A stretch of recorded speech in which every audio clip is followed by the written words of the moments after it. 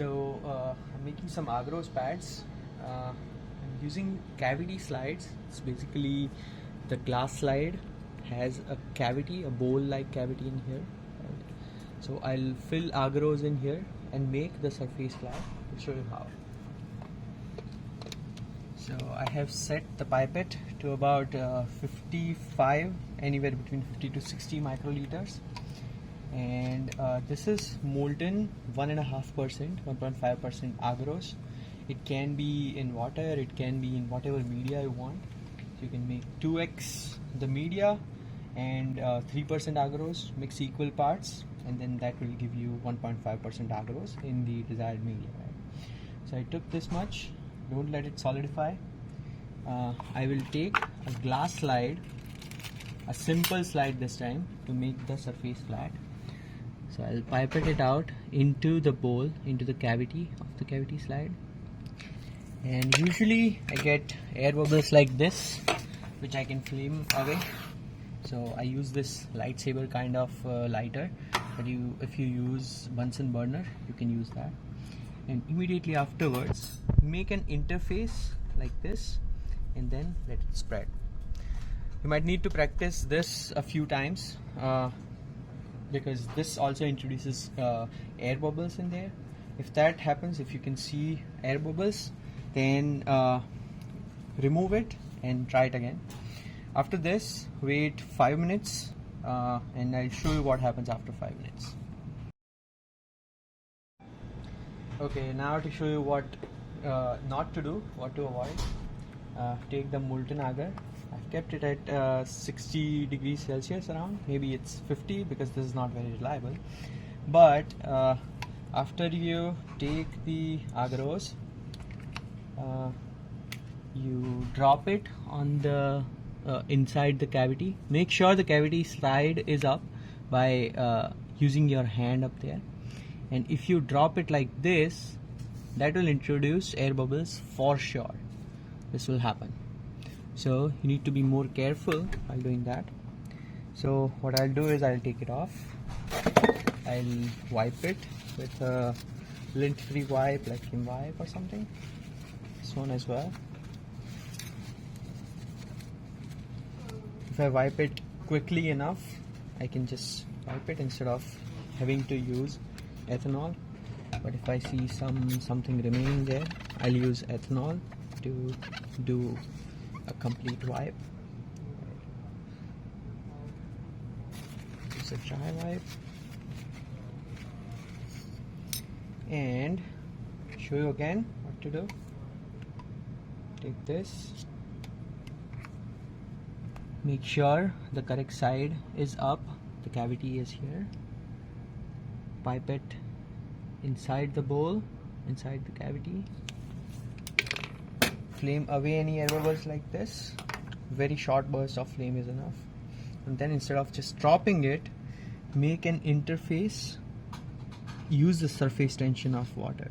So go very close, make sure it makes an interface, and then gently drop it so it fills out like that. And then we'll wait 5 minutes and I'll show you what happens after 5 minutes. So these are ready now. They have been here for 5 minutes or an hour or a few hours, doesn't matter. You can leave them for a few hours and still make use out of them. If you are doing it on the next day, just make new slides. That makes more sense. Now we added this top slide to keep the imaging surface very flat, right? So we want to maintain it as a flat surface before we deposit any samples, any bacteria on top of them. So I can be very careful while trying to slide it across. If I take it out like this, there will be a broken agarose pad. I can also be very careful like sliding like this way, but it will still drag some agarose along with it. And I cannot be very precise with my hand movements that it will always apply about the same amount of force there. So what I instead do is I use scissors. I use the two sides of the two wings of the scissors to apply about equal amount of force, because I am holding from here and pushing it normal to this direction. So I'll just slide it along, and that leaves a flat surface like this. Okay. And then I can reuse the slide especially if I wipe it away right after making the Agarose file. When it's time to do the imaging, I take about 2 to 10 microliters of the sample.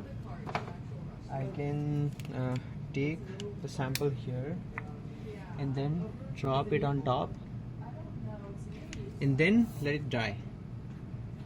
If I wanted to add something else after the bacteria become completely immobile, I need to wait for the drop to dry. But if I just want to visualize bacteria, if I don't want to add anything else, I can just drop the sample on top here like so, and just drop a cover slip on top.